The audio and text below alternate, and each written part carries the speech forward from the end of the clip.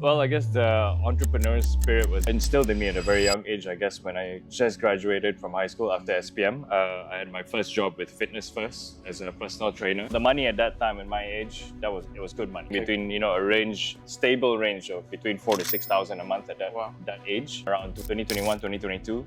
I then met my business partner Daniel, where we were toying with the idea of bringing Padel to KL, but there was nothing at all across Malaysia for us to use as a reference point. In May 2023, we officially opened the doors, right? For the first maybe 6 to 8 months, we didn't spend a single dime on marketing. Everything was organic. At what point do you decide that, okay, this business model works, now it's time to double down and expand? The key measure of success for a location is we put a 5 mil capex as a budget, for example, and based on that 5 mil capex at a certain percentage occupancy, what's the payback period? As long as that number kind of makes sense, then we'll go for it. So those revenue streams that you just mentioned, Nicholas, what are your best margin businesses from highest to lowest? Highest would probably be events. So typically for partners, right, how it works is they pay a certain fee. Yes, it gives you, where the eye level is concerned, you've got free advertising in the boards, you're on our sponsor plug that you can see over there, you're on our digital assets. But offline is you also actually have access to the venue. You don't have to pay for the venue booking, so to speak. You can run your own events and you get everything sort of at a cost rate. So you're kind of prepaying for events in one way. If all your posts on social media, tweets, articles written about you, interviews you have given were erased from the internet forever, and all you had was the next 60 seconds, what's one piece of wisdom you'll leave to the world? All the gods, all the heavens, and all the hells are within you. Okay.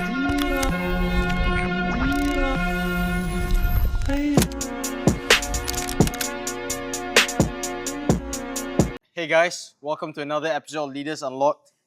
Today I'm joined by Nicholas Caoile. Is that how I pronounce it? Yep, perfect. Nicholas Caoile, co-founder and CEO of Ascaro Padel and Social Club.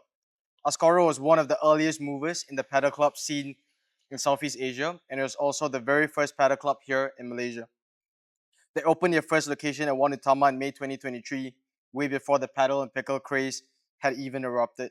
Despite the novelty of the sport at the time, the club was already profitable within just its first month of operations. Fast forward to now, Ascaro is scaling rapidly with a clear ambition to become a global brand built around an innovative vision of creating a new world concept of social and members clubs. Today, they operate across 4 locations worldwide, with 2 here in KL, 1 in Cambodia, and 1 in Doha. We're filming this episode from Ascaro's newest and most exclusive branch yet, which opened in late December 2025, right here at Trek in the heart of KL. Nicholas, it's an absolute honor to have you on the show. Thank you for having me. So, Nicholas, based on the research I've done preparing for this conversation, it's clear that the outcomes you've created in your life are far from the ordinary. Well, However, your story doesn't have a conventional beginning, and the journey you had to endure to get to where you are today really intrigued me. So, take us back. Where does the story of the Nicholas I'm sitting across today from truly begin? Well, I guess the entrepreneur spirit was instilled in me at a very young age. I guess when I just graduated from high school after SPM, I had my first job with Fitness First as a personal trainer. Um, and at the same time, I was also pursuing my studies. So doing both of that simultaneously gave me this view of like, hey, you know what? Everybody has the same 24 hours in a day. It just really depends what you choose to do with it to maximize whether you want more money, do you want more time, whatever it may be, right? So at that young age, I was really exposed to sort of having my plate full with both work and studies. Fast forward a year later, I then joined the airline. Started off as a cabin crew for a couple of years, and then moved around AirAsia into the finance department, and especially throughout COVID, when we formed the AirAsia Move, or what's known as AirAsia Move today. It was previously known as AirAsia Super App.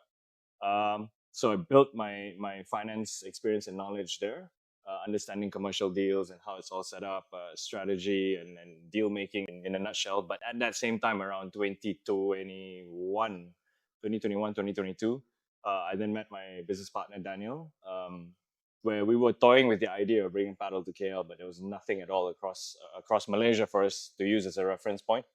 So yeah, we came up with a simple model with a even simpler setup. We're going to a country club like Tropicana, Glen Marie, or whatever, to try to set up a paddle court there by refurbishing the existing tennis courts. We thought with the idea, but we then thought, you know what, maybe we can do it a little bit bigger scale than that. That's when we started, searching KL or scouring KL and Damansara and whatever for a location. Where finally Utama actually entertained us. And yeah, in 2023, finally we opened our doors in Utama after maybe about a year plus of toying with the idea, ideating, and see whether paddle was going to be a good fit or not. And finally, we got investors on board, and we opened our doors in 2023. And lo and behold, it became a revolution, right, in the social market because it blended both the sports and the social aspect. So yeah, that's kind of a very summarized journey of how I got to becoming an entrepreneur. You mentioned that the first stints of entrepreneurship started when you're still in university. So Yeah. what were you studying in university? I started in mass comm, and then I moved over to. I had an eye for media law, so I was going to pursue that and go deeper into the segment of law, and also kind of what my dad wanted me to do anyway. Then, by the same time, I was also making money on the side, right? And how were you making money on this side? I was a personal trainer with Fitness First, so I still had a full time job pretty much, and also full time studying. And the good thing is, it was in Subang actually. For those of you who are familiar with Subang, you might Shout out remember Subang. Menara Summit, right next to Menara Summit, there's Segi College. So it was literally next door. So yeah, my hours were just back and forth with the gym or with the college, and yeah, so that's how I was making my money. And why did you get that job as a personal trainer at Fitness First? Well, right after high school, my mom, said, you're the age now, we can start making money. Try going out there to make some money as a personal trainer. And she was friends with some guys at the gym, and the person who hired me was actually a friend as well. And yeah, I saw the opportunity in it. Plus, well, the money at that time, in my age, it was good money. How right? much We're were you talking making? between stable range of between 4 to 6 thousand a month at Wow. that age. And what, like 18? Yeah, 19? I haven't even turned 18 at the time too, by the Wow. way. Yeah, yeah, but yeah, 18. Did you complete your law degree? No, unfortunately not. I decided to step out because, well, I guess at that young age, seeing money meant a little bit more to me. And plus, also, I don't come from a very rich background, so to speak. So I guess that need to survive was a little bit more important to me than the studies itself, which I still carry to this day, if I'm honest. Yeah. And with AirAsia, you mentioned you started off as a cabin crew before Yeah. pivoting into the finance department. Correct. How did that happen? Was that by a sure chance that you got placed into the finance department, or was that more of a choice? It was more of a choice. So when we were flying, when I started flying, it was back in 2014. And all throughout COVID, it was when COVID hit that we weren't flying planes on the ground, nothing was happening. That a friend of mine reached out. He was like, "Hey, look, we're starting this whole new thing called AirAsia Super App. We need to pivot into the digital side of business so that the airline can survive." And that's where you would have heard of things like AirAsia Food, AirAsia Ride, AirAsia Express, kind of like what Grab is basically, right? AirAsia Food is like Santan now, or No, it's- AirAsia Food it's like Grab Food basically. Okay. Yeah, Oh, right. food delivery. So I was like, yeah, you know what? I've got nothing to do anyway. Might as well let's give this a try. And they onboarded me into, well, it wasn't exactly finance at the time. It was in the reconciliation department for these lines of businesses like AirAsia Food and AirAsia Express. So essentially, it's consolidating data and turning that into a payment file, and then handing it over to finance to pay merchants, right? So yeah, that was we did that for a couple of months, about 5-6 months, and then the CFO came in and said we needed to consolidate everything into one, right? There's no external finance and finance, right? So that was when they basically opened the doors to me for me to be able to tap into things like FP&A, into controllership, to APAR and cash management, which then at that time as well, with the shortage of manpower, you kind of had the opportunity to do everything in finance. So that's where I guess I managed to learn a lot of things, which then honed my skills into developing the financial models that we needed to present to investors for Ascaro, for example. And rewinding back a bit, why did you choose to pursue a career as a cabin crew at AirAsia? Funny enough, actually, a guy who hired me into Fitness First, right? When I then got into Fitness First, he left. A few months later, he came back to Fitness First to work out. I was like, yeah, by the way, I'm a cabin crew now. AirAsia, do you want to give it a try? It's the same kind of job, but you don't have paperwork to take home. I said, I'll give it a try. Plus the perks of being able to travel. And at the time, my father had a lot of business deals going up and down to Kunming. So the immediate perk of being able to save him that flight money was something that I was looking at as well. And yeah, went for the interview. I think it was probably the quickest interview of my life. Yeah, got the Hired job on the and spot. yeah. So okay, now fast forwarding to Ascaro, right? You're still working at AirAsia when starting Ascaro, and then Daniel first approached you with a different business model, right? Yeah. Setting up a paddle court at a country club, Glenmary, Tropicana, yeah. But how did you get to meet Daniel? Daniel's girlfriend, she used to work with AirAsia as a cabin crew. So it was over that COVID period that she heard about what I was doing with I was also consulting on the side for a Japanese fitness company that came to KL with an interesting concept of lava stone floors, and instead of the infrared sauna sort of thing, but this is a lava stone classes. And I had done a dealing with Glenn Marie at the time. So she heard about it and she's like, hey, maybe we can chat and see how we can connect my boyfriend to this. And at the same time, he has this idea about paddle. Why don't you chat with him? So that was when his girlfriend connected me to him, and we started talking about paddle, which at the time I had no clue what he was talking about, of course. And then we toyed around with the model and we started talking, once a week, twice a week, 3 times a week to every day. Then naturally the next progression was like, why don't we try to do this together? And at that point, I understand that there weren't that many reference points, if not any, right? In terms of paddle courts in Southeast Asia, there was one in Singapore, one in only Desaru, but these were still resorts. They weren't commercial clubs. Daniel roped you in to do the financial models, right? So I want to understand, when you're coming with a new concept and a new market, how do you sort of gauge that demand at the same time building that financial model to pitch to investors, right? So I guess good question. And at the start, I guess the assumptions that we had to base everything on, we needed to do it conservatively, right? And obviously everything is capped by the number of courts you have in a location and the number of hours you have operating. So it's just slapping on a percentage onto it, right? So it wasn't super complex, but justifying it was the complex part to investors, right? Because they too had no reference point, right? At the time, there was, yes, like you said, a country club in Singapore. There was one and only Desaru Coast, which we couldn't really get any raw data from to see whether they were, what is the average occupancy rate. Bali had two clubs. Sorry to interrupt, but just for those who are listening, I know the key metric for these paddle courts is the occupancy rate. So what is an Correct. occupancy rate? So occupancy rate is basically a blend between a couple of things. One, people who come and pay to play, right? They book out the courts. Second, occupancy or hours taken up by members. And third is hours taken up by coaching. Okay. And fourth, sorry, hours taken up by events, in case Okay. people book out the entire venue and they also have a team building running or something like that. So basically, it all has to do with court occupancy. Okay. But yeah, so carry on. So you couldn't get the raw data from these clubs. Yeah, we So couldn't. you built from the occupancy rate, and then We just put a conservative approach to it, or rather conservative assumption. What if it's 30%, right? And the investment is X amount. What is the break-even period? So that was just basically the rationale that we had to play with in order to figure out what is that nice break-even point for it to be interesting for an investor to take up.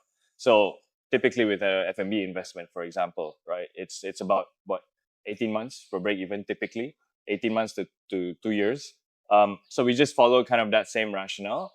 Reason being is because Ascaro as a whole is not just about a paddle as well, right? We also have the F&B segment, which is why that blend of revenue between the two things in one location made it somewhat, reasonable for us to forecast based on an 18-month return period. so did you guys start off with the idea of we're going to have a social area, F&B component, and your paddle courts? Oh no, absolutely not. Okay. So We what was the started initial with model, and how do you guys?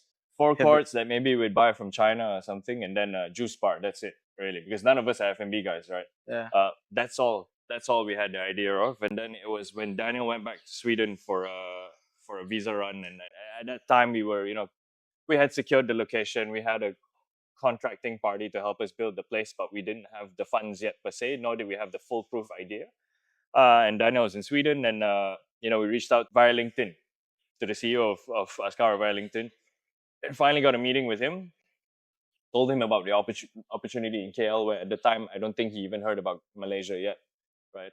Other than obviously what we're known for, which I don't think I should say in this podcast. But anyway, so he said, "Yeah, okay, I'm interested in exploring this opportunity to expand," because they had initially planned to expand into Oslo, which is still in that part of the world, Norway, right? right? Yeah, Norway.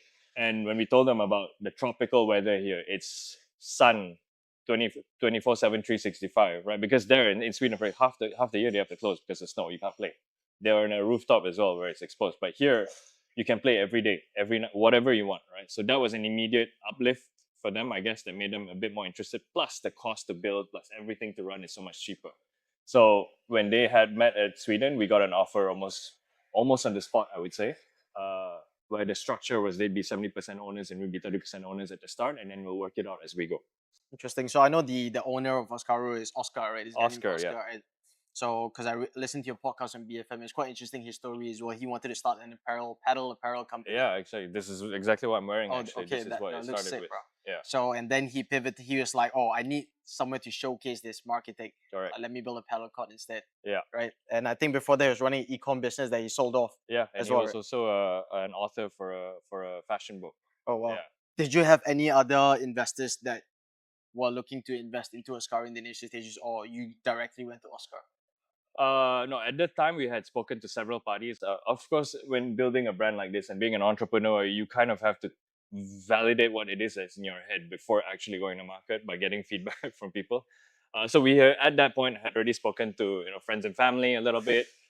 I had spoken to a party who were called suppliers, to why don't we JV or whatever. And yeah, at the same time we were exploring with Oscar. So yeah, to answer your question, we were already speaking to several parties before we kind of landed on Oscar for investments. Fast forward to May 2023, Ascaro opened. How did that look like, bro? Like, new concept. It was a novel concept at start, right?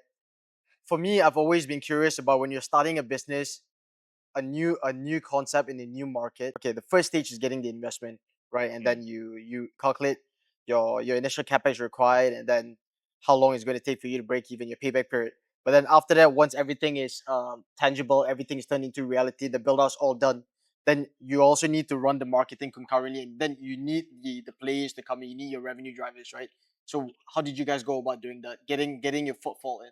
So interestingly enough, in May 2023, we officially opened the doors, right? But while we were building the courts in Wanatama, simply because of how the location is oriented, right, we had to build the courts one by one, meaning because there was only one place where the crane could drop off the court, so we built it at the end first and then slowly go, Okay. right? But as we were building the courts, we had this idea of, you know what, why don't we get extra validation? Why should we wait until we completely open the doors before we ask people to come and try? Because what if they don't like it, then it'll be too late, right? So while the place was still under construction, we had two courts up. The gym was barely finished. F&B was still very much under construction. The facilities weren't even ready. We only had the pro shop ready and the two courts. We invited everyone we knew, right? And we even at the time our F&B partners, we got them to invite everyone they know, come play for free, right? It was the better part of maybe 2 weeks, 2.5 weeks. Um, all we had was literally an ice box. We're giving people free water, and bring your own towel, but come and play. We had some rackets. Let's use it, but we'll teach you These how were to just play. friends and family. This was just friends, family, and whoever in our network. Wow. We were wrapped. We were like from 10 a.m. I think till midnight. Every hour the court was booked. We had a lot of time to educate the market, which was good. And the people that were educating the market, there were people from the industry, for example, or in the right networks that were good enough to help us What do you spread mean the from word. the industry? From the industry of whether it's fitness, whether it's fashion, whether it's F&B, or basically the KLC, so to speak. And it just kind of happened naturally after that. So when we opened our doors, these people had already started talking about it. Right now, it's just about justifying the price point, for example. But we didn't have so much of a problem. And for the first maybe 6 to 8 months, to be honest, we didn't spend a single dime on marketing. Everything was organically Word of built. mouth. So I'm quite proud to say that from going from scratch to profitability in 2 months with zero spend on marketing is quite an amazing feat. But at the time, it was the perfect post-pandemic activity. Everybody was talking about it, and there was a huge uptake in things like golf and tennis. But those two sports, in its own respect, it's hard to pick up over a couple of months. So this was that nice in between with that social blend, and everyone was talking about it. So I guess that naturally just sort of got people coming back, spending there. There was hanging out all the time. Weekends were packed all the time, and plus our grand launch event, which I think we did in May itself, created a lot of buzz as well. Media coverage, everything we done was organic, basically. And you guys also hosted the first Paddle Open, right? The Volvo The Paddle Volvo Open. Paddle Open, yes. If I'm not mistaken, that was in June or something like that. Okay. Yeah. Bro, Nicholas, another thing I'm very curious about is timing, right? With all these things, I do believe that there's a bit of luck element into that plays into it, like a timing factor. Of course, you guys were the first movers. That's a huge leverage. But in terms of timing, how much of Ascaro's success today do you attribute to the timing? Like, do you think if you had opened 6 months later, let's say closer to 2024, maybe even 6 months earlier, or like let's say plus minus 1 year, you think that would have made a big difference? I think yes. Still, I do believe in. We were lucky to have been the first movers, to have tested the market and also to reap the benefits. Because now, I guess to answer your question, if you're late to the market, right, especially in the paddle industry, building up a paddle court versus building up pickle courts, the capex are two very different things, right? Especially if you're building on a bare, this like where we are today, what used to be just a slab of car park with no roof. So right, you have to build all of this up: this pool, the roof, the F&B, everything from scratch. It's a lot in capex, right? If you're late to the game, your payback period is probably going to be very, very, very, very far ahead. So to answer your question, like, have we gone in 6 months later? We'll probably be competing with Paddleco and Battleground right away, right? We wouldn't have that initial, almost a nice 1 year runway of just clean runway to test, to make money, and to decide whether we'd like to reinvest or not. So yeah, I attribute a lot of the success of Ascaro to timing, to being first in the market. And you talk about capex. How much was your? So you said you got 70% from Oscar Correct. for 1 year, and then 30% from you. But what was the initial capex for 2.5. 2.5 mil? Yeah. And what was the payback period? Yeah, we averaged it out of 2 years, 18 months to 2 years as payback, but it was much less than that on the break even. Okay, and then going from there, and now you guys are focusing on expansion, right? Correct. So you've built right now we're at track, and then you got another court in Cambodia. I guess more general advice, but also specific to Ascaro. It's at what point do you decide that okay, this business model works? Now it's essentially a copy and paste, right? The template, because the opex and the build out as well. I guess most places you get out like fairly like brownfield, like just like a slab, and then you got to build a roof and Correct. stuff. But at what point did you decide? Okay, now it's time to double down and expand. I guess one was at the point when we started One Utama, the number of players, because we were at an occupancy of 95% daily. And when you started, you were at? We started maybe at like that 40%. And how long did it take to go from like? We went from like 20% when we first started in month one to about 40% in 3 months, I guess. And then from after that, following the Volvo Open, that 30-40% Shut up. in the 6 or 7 months. Wow. And we've just maintained that 95% for quite a while, right? At that point is when we thought, okay, look, the demand is so much higher than what the supply has to offer. It does make sense, because at the time there was already Paddle Crew, there was already Paddle Ground, and us, and we were still appreciating of that 95% occupancy. So at that point is when it justified us to, give us justification to let's expand, let's look at another location, right? And the key metric, I guess, or the key measure of success for a location is we slap on a certain, because like you said, it's particularly mostly brownfield, right? We put a 5 mil capex as a budget, for example, and based on that 5 mil capex at a certain percentage of occupancy, what's the payback period? As long as that number kind of makes sense, then we'll go for it. Another thing is also the location of where to expand, which, for example, here being in the city center makes sense, because when we started One Utama as well, a lot of people who lived in this part of town love coming to One Utama, but they hate the journey of going there. Right, because it takes too much time, there's traffic. So it also justified why we needed to be in the city, because there's a huge city crowd, where at the time Paddle only has one court in Times Square. It cannot sustain, half of KL wanting to play, right?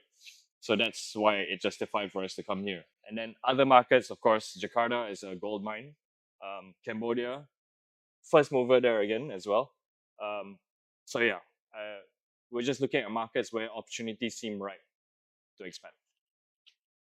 Okay, one thing I want to delve deeper on, Nicholas, is so you talk about the financial models, and that is your forte, right? So, but in terms of deciding or estimating what the capex is, so you said 5 mil for the new expansions, and then what the payback period is. But at the end of the day, these are just models, right? Correct. There's always a buffer, Yeah. right? So is that a significant risk if like the payback period is, let's say, double the amount of time, or like, what's the possibility of that even happening? So how that's mitigated is, the good thing is, for every location that we go to, right, we do not negotiate or sign off on a lease for anything less than 9 years. So it gives us that time to at least ramp up, because look, truth be told, if a business isn't going to turn profitable, like say for build up Ascaro, right, if it's not going to turn profitable in 3 years, then we have a completely different problem, right? But with the several locations that we have open, we could use that to potentially fund this, or make up that buffer a little bit, so that we can pay investors back. But that's also why we formed a holding company to pay dividends out of. So that's kind of the buffer metric that we have. But to answer your question, it's more that the long lease that we have is what makes it interesting. And you would have also seen that over, maybe, was it 2 years ago, a year ago, we were fundraising aggressively across the market, right, or pitch in, and we raised quite a bit of money. The goal with that as well is for us to expand to a size that's attractive enough for an acquisition. That's kind of the exit plan that we have at Ascaro, at least. Okay, I find that interesting as well because a lot of like founder-led businesses to incentivize. You have all these employees and you have a team, right? And to make sure that you're on the same page, is typically a founder would, even if their goal is to exit, they would probably play the idea that, oh, this is a full-time thing, this is the vision and stuff like that. So I find it interesting that you're talking about this exit plan like explicitly, like openly. Yeah, we are. Like, why is that? Why I can't mean, it be something you work on in perpetuity? yeah, of course, there's still that aspect of just, look, if we don't exit in 4 years, what happens? We just continue to work, and dividends are what we pay out to shareholders, right? And just continue doing that until all the lease expires across all the locations. But I think having that sort of goal as well to kind of exit at a certain value is what keeps people going, like, you know what, let's work towards that, because if we can do that, then everybody wins, right? Investors win, our staff win, our founders win.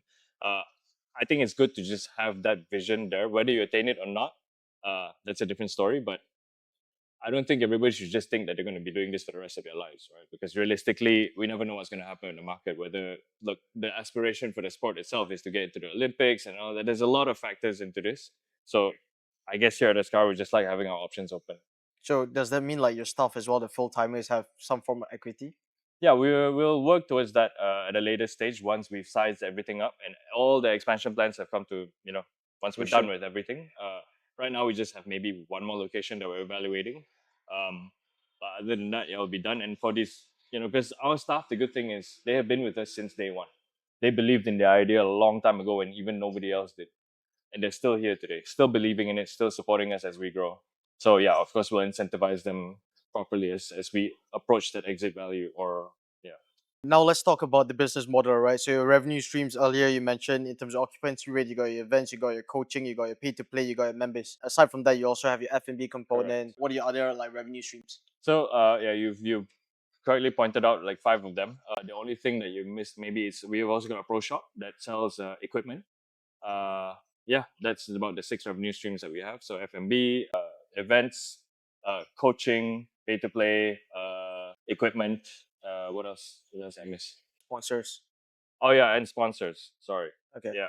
And no, but there was another thing I think you mentioned the last time when we met. You guys are also the distributors, Oh right, for right. Yeah. Paddle Or Gullies. paddle Is that courts. like how big of a portion does that contribute to your revenue? I mean, Tell me a bit it's about that as well, because very interesting business it's model. a very substantial amount, but it's not an everyday thing, right? Because so when we first ordered these courts, we were the first to also order from Padel all the way from Spain, right? Which was interesting. It's a journey in it of itself, because when the courts were shipped in from Spain, we also shipped in 2 workers from Spain who didn't speak a word of English, um, and they had to sort of work with Indonesian workers who didn't speak English either. Oh my god, this is one Tama. Yeah, it was a Wow. bit of a nightmare, and it was a bit scary to see what the outcome was going to be. But courts were up in 3 days, and it was functioning until today. How long does it take to build one court? Exactly 3 days. Oh It's wow. kind of like Lego pieces as they all come, right? Okay. But the key thing is to get your groundwork right before installing the court. So yeah, Mhm. it turned out beautiful, and I think to date, not to toot our own horns, but I think Ascaro still has the best courts, hands down, across KL. Uh, because these Spanish courts I already tried and tested, and they figured it out, right?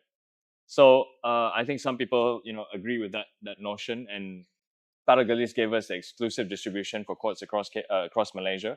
So yeah, people reach out to us and they ask us to help them import and install the courts, and it is a substantial amount of revenue, I would say. But of course, it's a distributor's game, right? You have percentage that you make, but it doesn't happen all the time. As you can see, there's only maybe 7 courts, 8 courts now across the city, so it's not an everyday business thing. So on a per court basis, right? Like one court costs around 150K. 150K, yeah. So let's say on a per court basis, you're distributing to a new paddle court operator to build from Paddle Gullies, right? So how much are you getting of the 150K? Yeah, it's not super substantial. I would say maybe about a 10 to 15%, or maybe max 20% margin. Yeah, it's not crazy amounts, right? If I charge any more than that, I think it's easier for them to just go straight to Pelican and get it, Yeah. right? I think one thing that really stood out to me about your journey, Nicholas, amongst many others, and that's very compelling to me, is this survival mindset that you have, Mm. right? So even as you alluded to before, even when Ascaro was setting out, even when he was doing well, you're still working at AirAsia. Yeah. I think after that as well, you're working for a tech company as well. Mm-hmm. Many people tend to focus on like go gung ho on one thing, right? Yeah. But you seem to be this person who's always hedging against everything. So tell me a bit about that side of you. Well, I think this survival mindset as well as something that was instilled at a very young age because like I told you, I didn't come from much, right? Um, and something someone once told me is everybody has the same 24 hours in a day. What you do differently is what makes you different, right? And you have a lot of opportunity to do whatever you want in the 24 hours. You can't just be go 9 to 5 finish and you can just rest, right? But that balance hours, to me, I look at it as dollar signs, right? It's opportunities to make more or to learn more at least. So it's either or. That's my metric of success. If I'm not learning more, if I'm not earning more, then I won't do it. So that is kind of something that's just been instilled to me in a very young age, and I just kept at it until today. And I still strongly believe in that, despite having Ascaro, I can still devote a lot of time to Ascaro, to my day job, to whatever it is that I'm doing without being distracted. So I think I've also trained my mind a little bit to be able to multitask quite efficiently, I would say. What do your days look like, man? So Walk me through a day of Nicholas. well, uh, first part of the day typically starts with the day job stuff. Just getting all that out of What the time? way. Let's go into the detail. What time do you wake up? Between 6 to 8 a.m. most days. You have a morning routine. Look, I want to give you that whole, what every entrepreneur out there wakes up, goes for a run. I only drink water and all that, but I'm not gonna lie to you that it's not real, man. Nobody has time to do that. Get up, brush your teeth, get changed, straight up to the laptop, whatever set of calls. I like to get my agendas out of the way, or at least to have them kind of lined up, and see what I need to move throughout the day to fit anything else new in. Because when you wake up, it's a lot of new messages.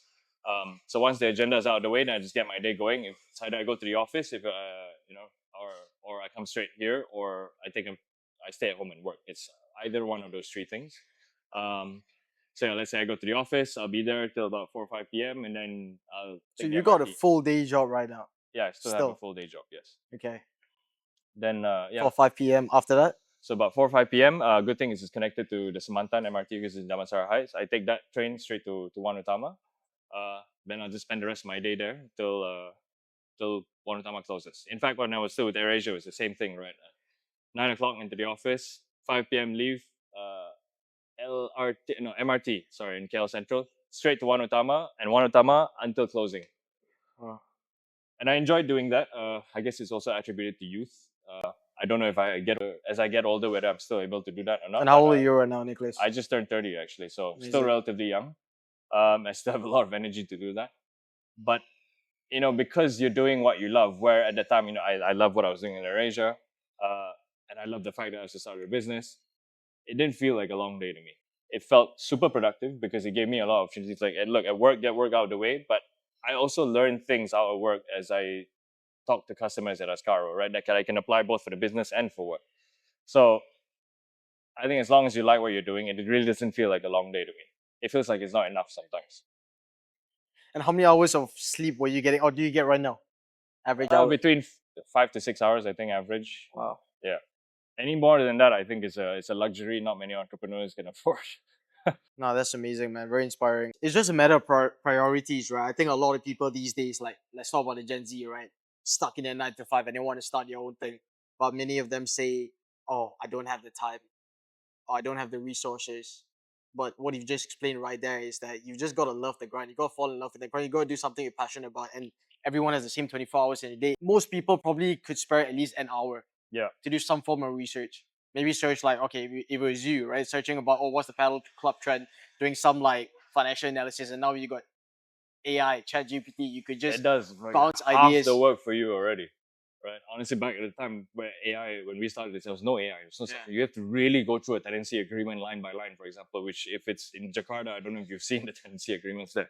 Without AI, I think you really would spend way too much time on just one agreement. Now with AI, you cut half of those times down by more than half. It's really you free up so much more capacity to do things, right? To ideate, to strategize. So yeah, it's a lot easier now. I would say, and I wouldn't say Gen Zs. I think Gen Zs, they have a creative aspect to them, and every generation, I guess, is different. But anyway, start, right? If you have an idea, start. Don't just sit on it, because a lot of entrepreneurs get stuck at that point, right? And then The planning, right? yeah, they Not the attach it to execution. this. Oh yeah, we don't have money or we don't have the resources or whatever. Just start whatever idea, even if it means incorporating that company, even if it means opening that bank account, whether you do anything or not, right? That's at least the first step already.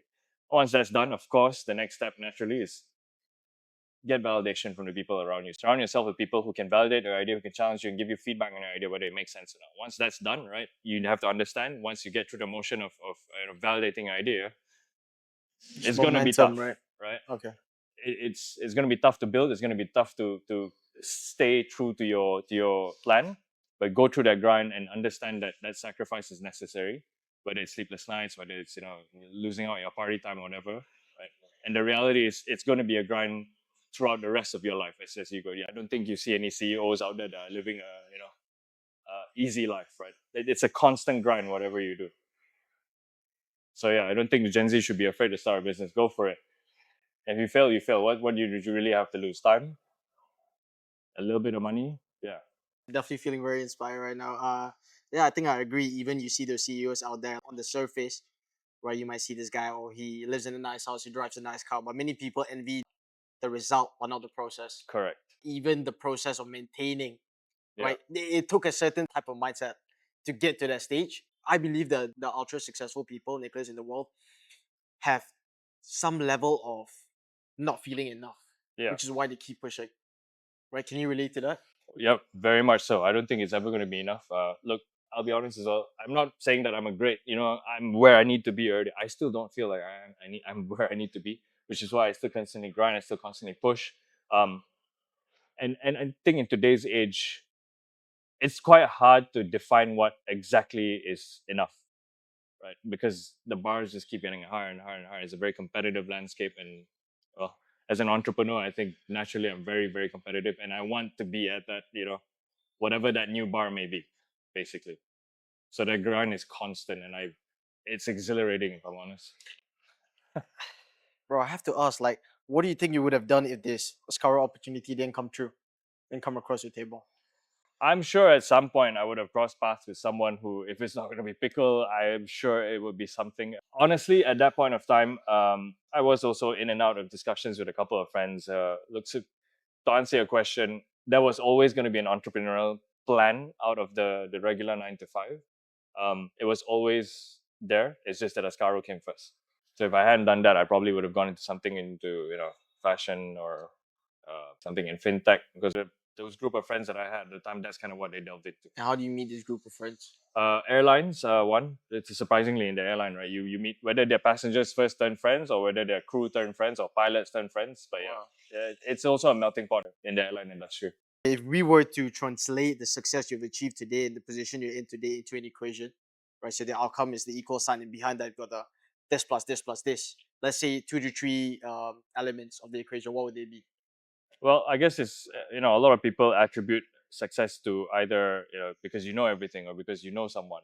But in today's day and age, it's no longer that. It's not about what you know. It's not about who you know either. It's about key information and being able to action on that key information. What are you going to do with that information, basically? Are you going to build that information yeah? We live in an era where information is key. It's the key to opening the right doors for you. Does that answer your question? Yeah. Yeah. No, I love that, bro. So it's because you could know the right people, right? But still, like when you're meeting these people of high value, are you extracting the right information from them, right? Yeah. I think it's getting this acquiring the solid information that when you're in rooms where you might still be the most junior person, you can say something that someone there might be like, oh, how do you know that? Yeah. So it's also not about getting the right information, but it's also about sharing the right information at the right time. Right? So because I mean, literally, information runs the world right now. It's the most important currency, if you ask me. Right? Having the right uh, key info about a certain thing can turn the tides to a certain deal. Yeah, just to put it simply, I guess. I know I'm swinging back and forth between your because tapping into your mindset and as well as Ascaro, right? But yeah, I've just got a lot of questions in my mind. But going back to Ascaro right now, so earlier you say at the initial stages when you're the first, and then you got paddle cool, paddle ground in the market, there was a supply demand gap, Yeah. right? It was a seller's market, right? Because the demand far outweighed the amount of courts you have. But I would say right now, correct me if I'm wrong, it's the opposite. Now Right. it's These paddle court operators need the demand to catch up with the supply, right? I think it's a blend of a lot of things. Well, one of course is like you go to every club is the same thing, right? They've got paddle courts, they've probably got facilities, and they've got a pro shop and maybe an F&B, right? We have that too here, but what's the difference? How can I get a customer to justify coming to Ascaro Trek, for example, right? The other key thing is, of course, the offerings a club has to give, right? Where we've got probably the pool, we've got a more elevated concept here in terms of our social side, more comprehensive menu, and yeah, I guess customer service may be a bit different or whatever, right? But offerings need to be extensive. That's interesting. Like, because a lot of paddle court operators are or picker court operators are purely court operators. Yeah. Right. I wouldn't say. I would say Ascaro is part of the minority in terms of providing like an ecosystem, Mm-hmm. right? Sort of like a fort space, which I think the Picker Social Club guys talk about, right? A place where you reset, you connect, and you play as well. More of a retention factor, right? You come in, you play paddle, okay, after that you get some drinks. How well do you think that's worked for you? Like, talk me through like the heydays of when you saw that social element blending nicely with the play in Wanatama till today. Yeah, it was that like so when we first started, we didn't have a booking platform. We didn't have much. All you had was your phone. You go on WhatsApp and you go like, "Hi, my name is Nick. I've got a court book at 4 to 5 p.m. And my playing level is beginner, for example, right?" You just put it into the WhatsApp group, and random people who you don't know, you've never met, you've never seen before in your life, they go and they slot their names in, right? Complete strangers walking at 4 to 5 p.m. playing a brand new sport altogether, learning everything for the first time. The beauty of it is right after people are done, they go and take a shower, they sit down, they have a beer, and then you see them exchanging name cards, you see them chatting, and that community starts to grow. Very good example is last time we saw this, one timid Chinese girl. She makes a booking, she comes in with these three Arabic guys. I mean, this is a running joke. Like not her friends. No, not Like, our friends, not at okay. all, right? You'd see that probably in a hostage situation or something like that. But anyway, they came in and they became very good friends, right? After they played, they sat down, they had drinks, exchanged name cards, and that community, like I was saying earlier, it started to just grow more organically. From that four friends, it multiplied, right? Because the networking effect is so strong with paddle. It's so Wow. easy. Playing golf, for example, you want to do the same thing, right? Get into business talks or whatever. It's 4 to 6 hours in the course. It's a lot of time that today I don't think a lot of people can afford. Um, Whereas you got paddle, it's express. You come in, you play the sport, you still objectively hit your fitness goals, but at the same time, you go out there and you can still hit your business goals or networking goals or your social goals. It also becomes a good place for people to date and meet and whatever, right? But that's the beauty of the social aspect of paddle. Uh, and I think it's still, to this day, it's still the same case because you look at all these communities across KL, from what it was back then 2-3 years ago to what it is now, it's crazy how quickly they've expanded in terms of number of players, in terms of you've got age range as well. Some places are even doing panel tournaments for people strictly above 50 only. Oh. Where do you ever hear that? I only hear that in a poker table or anywhere else, but definitely not for sports. So it's nice that people of different age groups are being given the opportunity to also network and make friends, and it becomes a very nice cohesive thing for I guess the people of KL. In case you're wondering the change in background, so just for some context, this is a part two. So we filmed part one a couple of weeks back, but due to time constraints, Nicholas had to leave a bit early. And I just felt like the content was so good, we needed a part two. So I told him that we had to run it back. So Nicholas, ready to roll? Yep, ready when you are. All right. Thanks for having me back on again. Of course, pleasure, man. Definitely a pleasure. So one thing I want to talk about is there is this sort of goal, right, in your horizon about a potential exit. So that would be a function of scaling to a certain size. Of course, expanding and having different sort of ecosystems, different sort of concepts across different locations. What is sort of your vision with Ascaro and Padel in Malaysia on a more macro level? Let's start with Ascaro. So with Ascaro's ethos, the first thing is to have the locations that we build in serve its purpose to its full potential. The idea was always to be kind of in a place where there's a good mix of being close to the suburbs that are residential, but also the city center, right? Because you get that full ecosystem of having recurring customers that just want to come and play, but also have the events and corporate bookings come in. So I guess it's not so much about scaling anymore, but making sure that each location serves its full potential. Now, on the grand scale where the sport is concerned, of course, I think not just us at Ascaro, but everyone else, including the Paddle Association or the Federation in Malaysia, is to eventually be in the Olympics and have this sport be in the Olympics. And I think the nearest horizon for that is 2032, if I'm not mistaken. So all countries, I think, are working together. All the federations are working together, particularly in Southeast Asia, to bring this sport to that level. So of course, the federation has a big responsibility in seeding new players, and this can only happen through all these locations opening up, bringing the sport, of course, then the grassroots level, schools or stuff like that, right? So that we can seed in new players quicker, and the sport will be on a bigger scale later. In terms of the seedings of new players, and of course now there's a gap between supply and demand, right? Your supply being there clearly being an oversupply, right? And the number of players are not stagnating, but it's sort of the curve is sort of like plateauing a bit, right? In your opinion, how do you catalyze that seedings of new players, and what do you think doesn't exist in the market right now that should exist that would help catalyze that as well? Like I said again, I think the grassroots level is super important, right? Getting a paddle court into a sekolah menengah or sekolah kebangsaan, for example, right? Having the youth have a look at it, and now, of course, having KBS drive the growth with us. Uh, that's on a more long term plan. But I think in the shorter term, a lot of clubs can probably work together into to putting together community level or community based tournaments that you can go from one circuit, you circuit from one club to another. That's another fast way to grow the sport. That way, it would feel like uh, it's not so inaccessible, because a lot of times when you play the tournaments and you have the foreigners come into play, I mean, you get whacked, dude. You get these Spanish guys who have been playing the sport since they were 5, 6 back in their country, and they come here and they just destroy our players. But having all these clubs locally work together to drive a community-based weekly tournament or whatever, especially for the locals, that's a fast way to definitely seed in new players into the sports, because they won't feel so scared to step into a tournament. Is that something you've actively been working to with other paddle core operators, or you don't feel like that is something that other core operators are interested in, or what is the sort of like situation with that? I feel there's still a bit of a gap. Each club operator still kind of wants to just be in their own club, which is fine from a business perspective, right? Why would I share with other people? But we are trying to kickstart these discussions, working closely with Paddle Association here in KL to drive such things. So I'm hoping this year we could put something together. But that's just on the club level, but we're also talking to media partners, or for example BMW or whatever, right, to drive these kind of things as well, to help us incentivize players to come in, whether you're from this club or another club. I think it can be as simple as like, look, let's try for Q1, we can have a tournament in Ascaro, for example, right, to get the qualifiers in or something like that. And then Q2, we go to, let's say, Paddle Ground or something like that, and then do the finals in Joy Division or something like that.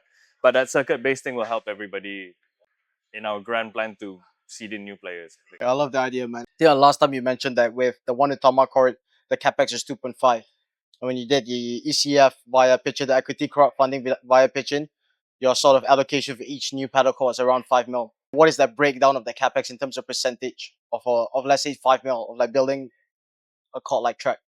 5 mil, I would say maybe you could attribute probably 70% to the design and the build already. And the balance 30% is what you get for small things that most of the time throughout building, you don't think about it, right? But it's only at the last minute you go like, oh crap, we don't have this, we don't have that.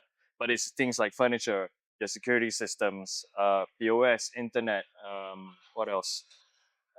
Paddle equipment itself, because people think about building the club, the courts, but you forget you still need to have rackets, you still have to have falls, and then whatever additional facilities that you add around the venue, that will also drive up your capex. Like, for example, us having a pool here, or if you want to build a sauna, you want to build a ice bath, or all that kind of things. Those are the things that are. But typically, the ratio would be 70% to 80% is mostly the design and build, because there's a lot of things that are in that bucket where cost is concerned. You've got the actual raw material, the building, the submissions, the licenses, etc. All those things are all into that.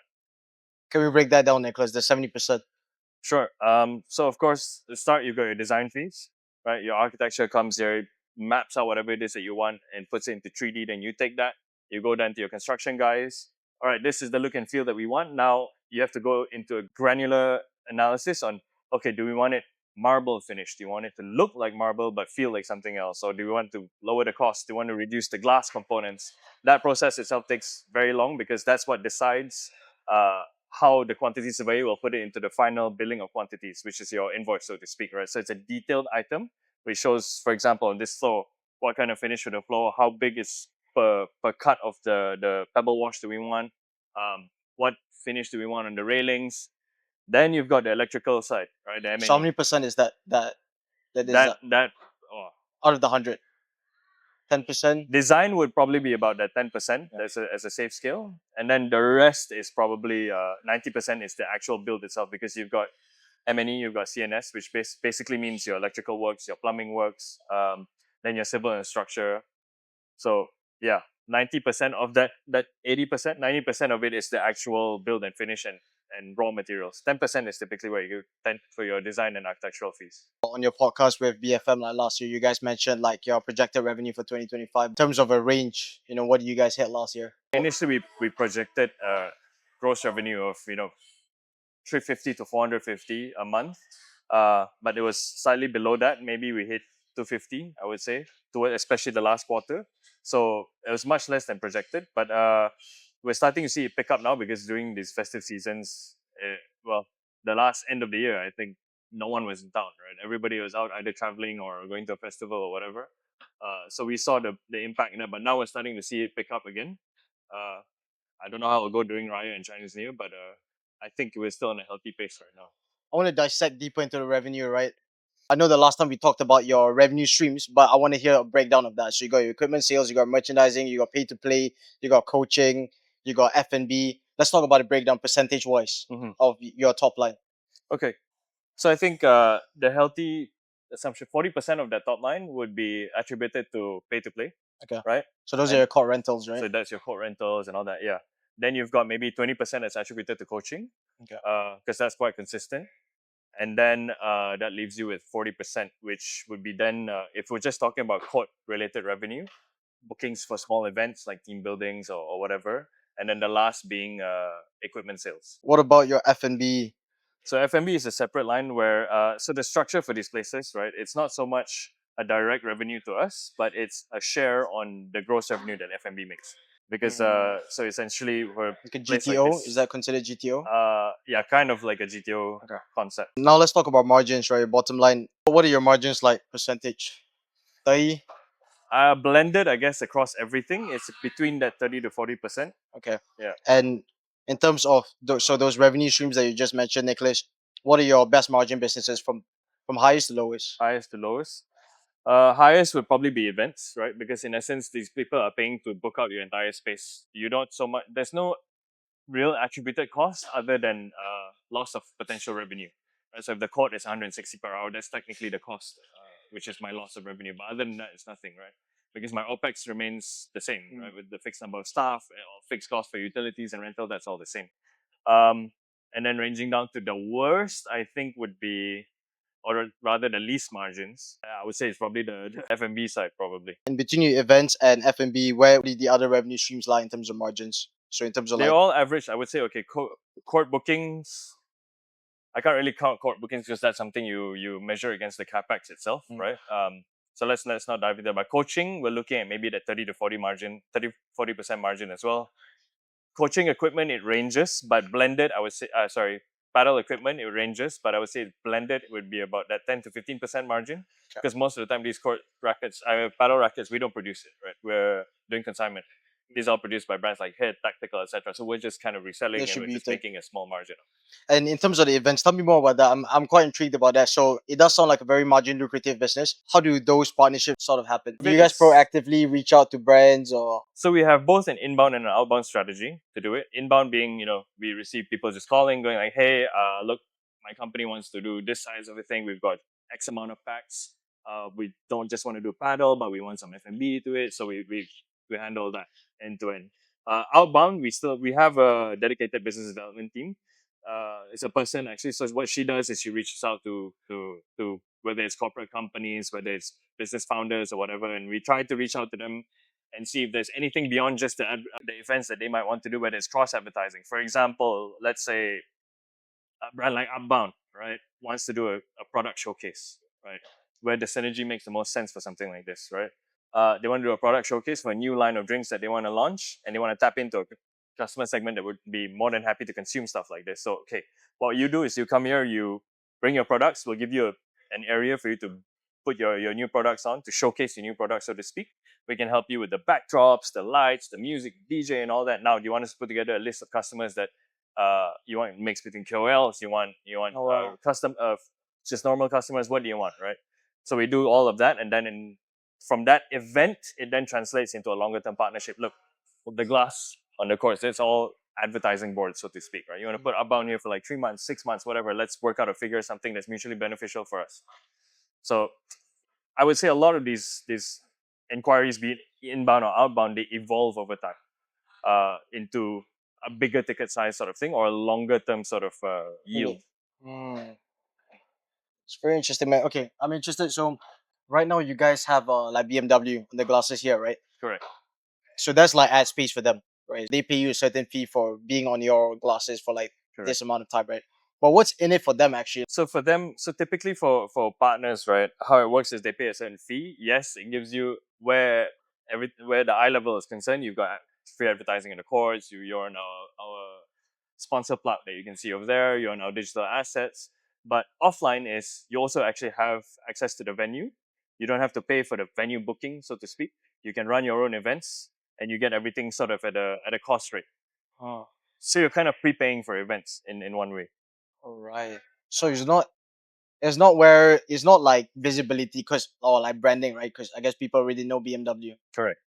For them, it's Okay. just, of course, Okay. access to the clientele, right? So when we have events, we can curate a specific list of customers that who are BMW car owners already, or aspiring BMW car owners, right? Then we can put together a list, put together a little small event, whether it's a luncheon, whether it's this or that, for them to come. They can, and the beauty about this place, as you could see, there's an iX1 there, and there's the new i5 there, So right? So it becomes now product placement. So for me, I can kill two birds with one stone. Have them come up here, or rather for BMW in this case, I can have them come up here, play the sport, be seen with the right kind of crowd in the right place. And by the way, let's take a look at the car. You want to do an immediate test drive? You can drive down, drive the car around, or whatever, right? You can do an immediate product feature where you can see and feel the product itself. And the iX1 or whatever, the i5, it is targeted towards that more younger generation that are able to afford BMWs now. So that's kind of how it works, I guess. and in terms of range, right? I guess it's subjective based on the type of events that you do. But typical B2B, let's say like earlier you said team building or something like that. How much can you guys get, and how long? Like I assume it's within a day sort of event, right? Yeah, typically it's just a couple of hours for these team building, because they either come during the working hours or just slightly after. So we got to strike that balance a little bit, because after then we usually peaked, all right, at like 5 till midnight. It's already booked. So there's a few things that has to happen. You let us know in advance so we can block out the space.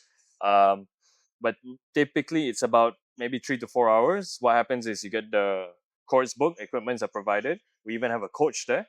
So let's say if 8 players, we can run a little Americano where it's kind of like a little mini tournament between each other to facilitate the whole game. Or if you want it to be coaching, in fact, like a camp, like a little drill, just to teach you the basics of paddle and all that. Then they finish off typically with food and drinks. And how much do you guys charge for a So typical? that ranges, but the rate, I would say, is like 300 per hour per court. That Okay. comes with everything. So you just multiply that against the number of courts and how long you need it for. I want to delve deeper on one thing you touched upon earlier. Coming for these events, and a lot of the benefit for the consumer is the perception of who they are around, right? Of course, earlier you mentioned this events is a B2B, but you're a big part of your business also B2C. Let's touch on how big of a role perception plays into that consumer experience. Well, yeah, like you said, perception is one thing, because you, just like anyone, right? We want to be seen. Think of Monaco, right? You go there, all the stars are there, all the celebrities are there just to watch F1, right? Maybe you don't have an interest, but you kind of want to be seen and to be affiliated with said crowd, right? The same thing here. I mean, with events, whether it's B2B, whether it's B2C, or whether it's even the direct to consumer side where pay to play is concerned, right? Is that potential to network that's always there in front of you, because now, say you do a team building, right? You're not going to book out all 4 courts unless you have that many employees, but typically it's 1 or 2 courts, right? But the other 2 courts are running.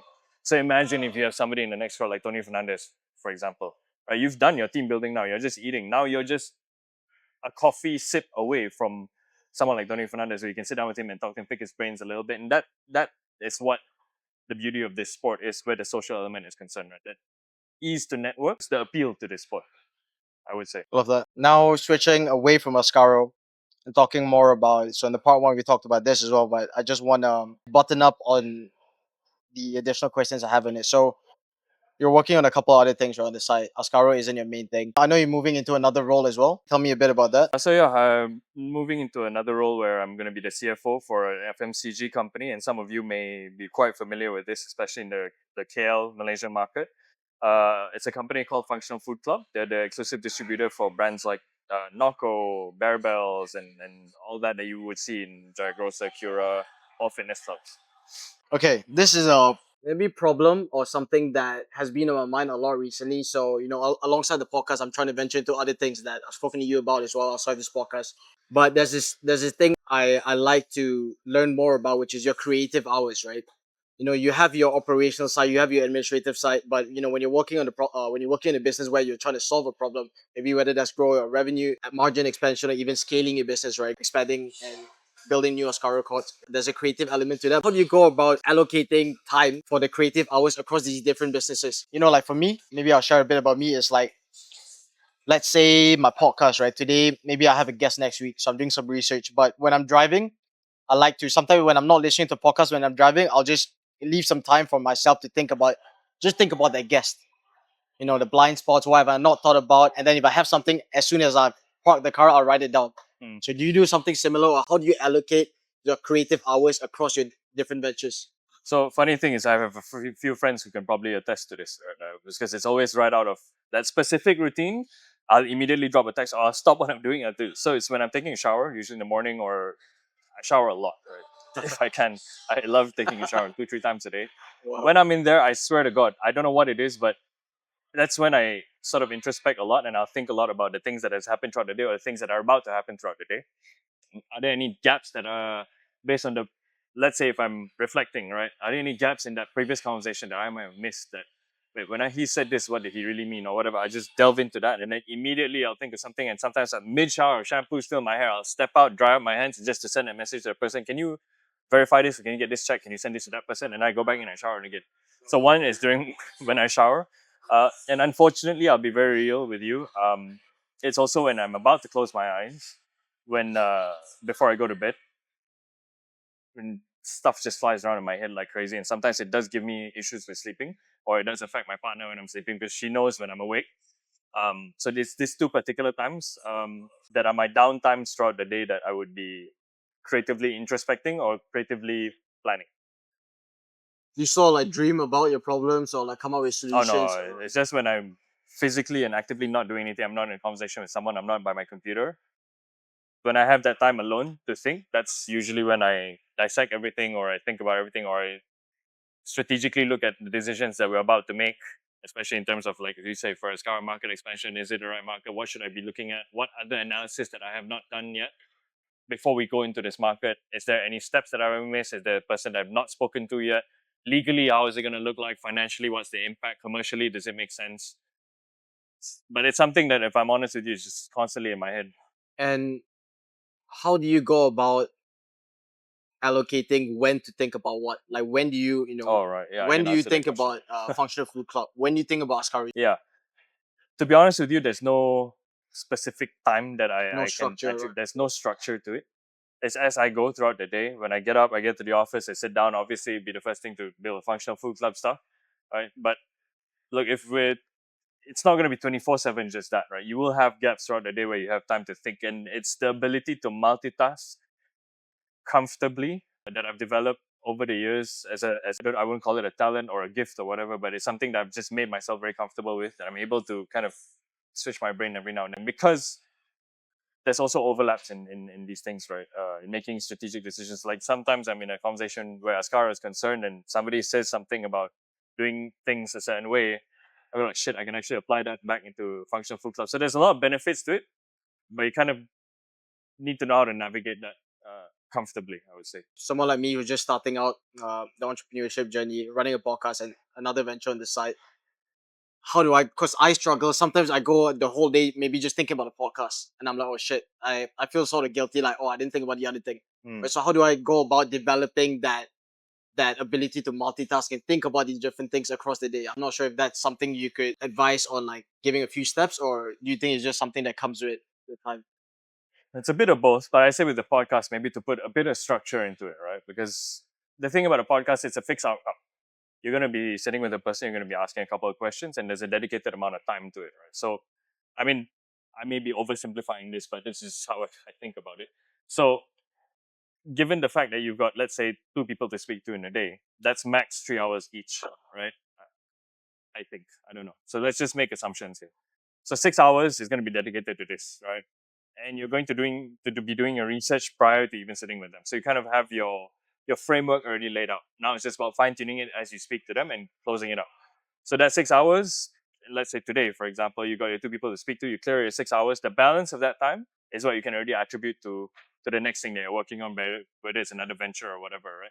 And then at the end of the day, you consolidate and you look back at the two things that you've done and then just see which one needs more urgent priority to you. Like whether it's the editing that requires priority or is there something in the other venture that has an immediate priority that needs your attention. Is more so prioritizing based on, I guess, deadlines, urgency. What's needed to be executed first, I guess, at the start. But I don't think there's a hard and fast rule as how to do this because, look, I mean, you can ask any entrepreneur, I don't know. Or maybe I haven't figured it out myself, but it's really taking it as it goes.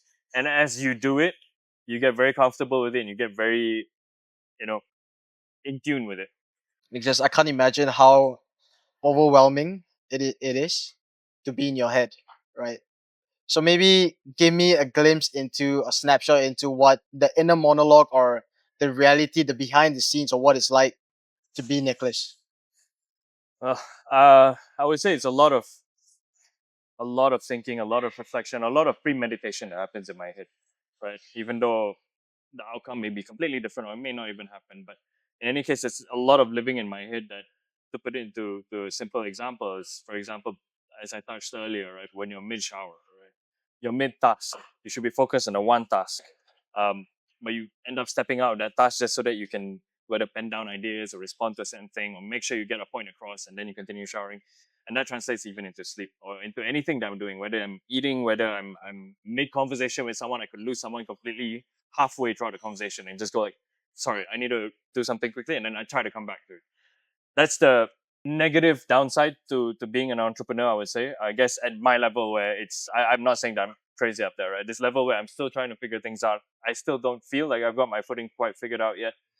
It's a lot of worrying. It's a lot of introspective thinking. Like I said, it's a lot of just stepping out whatever you're doing currently just to spice that. Even sleeping, it's a heavy price to pay, but hopefully all this pays off at some point, or this whole habit changes. But even when you're asleep, sometimes you close your eyes, you're in bed, and that's when that specific clause in the contract, like, oh, that's what it meant, that's what it should mean, right? Oh my God. Step out of the room, just pen it down somewhere, Mid-sleep. or mid Or sleep, like 3-4 a.m. 3-4 a.m., whatever time it may be. Or if I can't step out physically, I'll pick up my phone quietly and just note something out. Whether now on WhatsApp you can send stuff to yourself, right? So look at clause 3.1.4, right? This is when I just that market is unread. So in the morning when I get up, I can go like, okay, I need to go and quickly change this. One thing I want to touch on is, whenever we have an idea, more often than not, the idea is already some form of a finished product or halfway through. You think about, like, let's say like Padel, oh, I want to set up a Padel, oh, I want to put an F&B, right? That's like sort of the outcome. But like as you mentioned earlier, there's so many different stages that you have to endure to get to that stage. Your design, your things that when you touch on revenue stream, there's like those things that you don't even think about, M&E, all these electrical stuff. So I think people overlook the steps that need to be taken before turning their vision into reality. How do you think about when you get an idea? Talk me through that. What are your steps and how much time do you spend on planning and execution? Typically, when it comes to, let's just use Padel as an example, right? For us, that strategizing, that planning took the better part of maybe almost more than a year, actually, I would think, right? Because we didn't think about brand name, we didn't think about anything. We were just thinking literally about the feasibility of running something like this with no near reference, right? But the strategic planning in our head took a very long time because there's so many components to it, like location and concept. It's just gonna be because this idea of Ascaro has evolved into so many iterations. I could write a novel about it, honestly, right? From how simple it was meant to be to how beautifully complex it is now. But I would say 70% of the time it's a lot of that, right? It's the going in your head and then thinking like, does this really work? Is there a need for it? you hit a lot of self-doubt too, right? But the benefit of having partners is where this comes through, because sometimes you need that extra validation, right? You may have an idea that's great in your head, but the second you say it to someone, it might sound like complete rubbish, right? So having that external validation or that partnership validation also helps. But yeah, to answer your question, it's probably 70% in just planning and thinking, and 30% is the actual execution already. Because the execution you will hope is at the tail end where you've kind of firmed up every massive kink in where the plan is concerned. In terms of that, right? So when you're validating ideas, I can't remember which podcast I heard this on. It was one of the Y Combinator guys. But they said sometimes when you're trying to validate your idea and a lot of more people are saying it's a bad idea rather than it's a good idea, sometimes it could be a good sign because not many people are thinking about it. Yeah. Right. So how do you go about, like, all your friends, all your family are saying that's a bad idea, but there's this your gut feeling, right? That's telling Nicholas just try it anyways. It's two parts to this, right? Like, okay, when we started Paddle, there was no reference, right? We threw ourselves into many uncomfortable situations. I'm talking food bazaar events. I'm talking chamber networking events. I mean, we had no business being there at all. But we set up a booth, put up a bunting, and sit there and literally force paddle down people's throat just to get them to understand or get feedback, right? We were like modern day Mormons at that point. And it was very uncomfortable because nobody understood and nobody wanted to give us a light of day. Our booth was situated in places where nobody was even walking by. So we had to leave our booths to go down to the floor and start talking about this to people. And it's two parts, right? Like I said, you get feedback, fantastic. Work with it and see what you can do. But you get negative feedback, like, no, I don't think it's a good idea. A lot of people stop there and they go like, oh, okay, sure, thanks for your time. I'll go to the next person. But did you think from that one person who said it's not a good idea, you just stop and ask why? Why do you think it's a bad idea? That kind of feedback, I'd rather go to an event where 10 people come and tell me no and tell me why, versus go to an event where 100 people say yes, good idea, go for it. I don't get much from that, right? Okay, I've served 100 people that could potentially be customers, but these 10 people who said no, why? What else in the plan doesn't work? So yeah, I think it's having to really get a lot of that validation. I think I may be running away from the question here a little bit, but I love that. I don't know if that makes sense to you or not. No, I agree. It's in that context, that two differences you mentioned, that 100 people saying yes, you might be missing a lot of blind spots. Correct. Right? Getting that 10 or even 5 pieces of feedback, people saying no, but feedback. Every business, you're solving some form of pain point, or you're providing some sort of value, right? Maybe the way in which you're providing that value isn't the best way. So it's just about iterating, right? Correct. It's not about pivoting wholly, right? Like fully. So it's getting that feedback and then you tweak. So It's that's just essentially what you're trying to say. refining. Yeah, I mean, you think about all these guys, like you watch all these sci-fi Back to the Future and all these electric cars and all that. Back then, it was a fad. It was never meant to happen, and then it was always diesel or petrol. Now look at it. It's EV, but it's just in a different way. They just got feedback along the way, and now it still has to have 4 wheels. It can't fly yet, but it can run on batteries.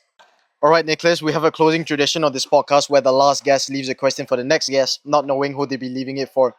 So the question from the last guest is, how does one remain authentic or true to one's own values when one needs to convey, like, let's say, a white lie or convey some bad news or to their team or subordinates?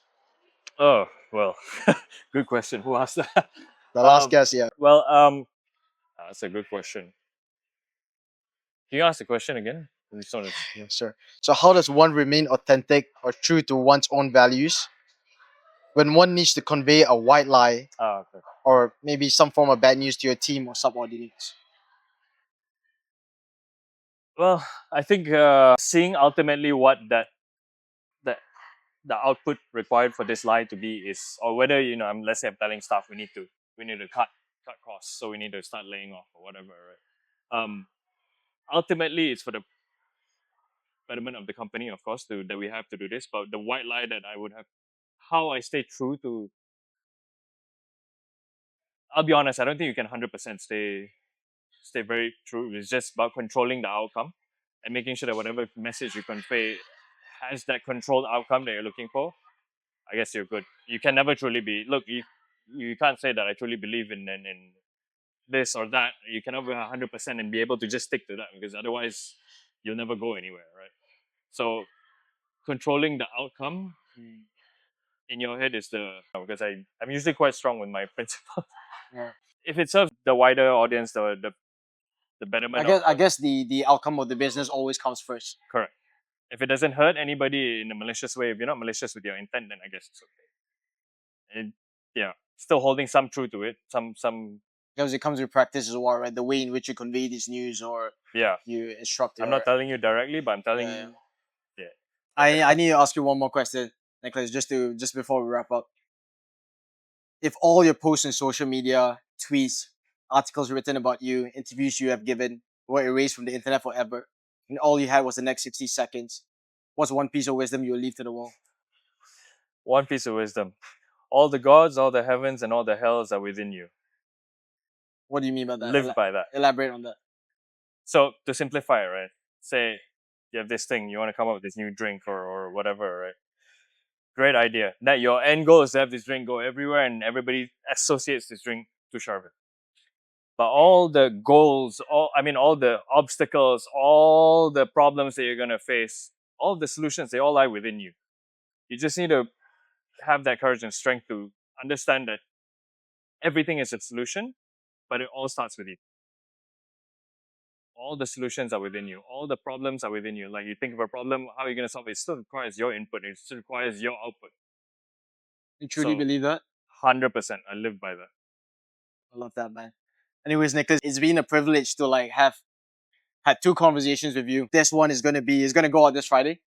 So I'm gonna spend the next few hours locked in my room editing this, making sure it's as quality to represent the quality of the conversation. But yeah, I think it's been an absolute masterclass, man. I think we touched on a lot of things, your personal story, the steps you've taken to get to where you are today, how you've gone about building Ascaro and tapping into your mindset as well. I think there's a lot of nuggets of information from this podcast in just 60. I would say in the grand scheme of things, an hour to an hour and a half is not that long, right? People spend 2 hours on screen time, doom scrolling on Instagram. I hope this I can't wait to roll it out.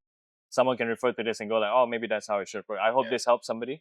Of course, I couldn't answer every question, but happy to always have a chat with you. Anytime you have questions, anytime you have suggestions, or you want to brain spitball something, I'm happy to. Appreciate it, bro. If anyone wants to stay in touch with, stay updated with maybe your journey or Ascaro, I know you're quite low profile on Instagram, but where's the best place to maybe keep up with your work or your businesses? Yeah, you can take a look at Ascaro's growth as we go looking at Ascaro's Instagram at ascaropaddle.my. You can also look at our website at ascaropaddle.com. LinkedIn as well. LinkedIn as well. You can follow my LinkedIn at Nicholas Caoile or you can find a lot of things because we repost a lot of things as to what's the latest developments, whether it's a new club, whether it's a new activity, whether it's a new event. Those are the main channels for Padel, and everything else you can. If you follow me on Instagram, then Instagram. Otherwise, LinkedIn. Yeah, but only that's exclusive access only, right? You need to earn that. No, I wouldn't say that. It's just more. It's a personal thing, so it's just no. between people I know and people who know me. Sorry. Anyways, thank you guys so much for tuning in. I'll see you guys in the next one. Appreciate it, brother. Thanks. Oh, that was good. That was good. Cheers, bro. Oh, that was good, bro. Lovely. Yeah, I hope it was good.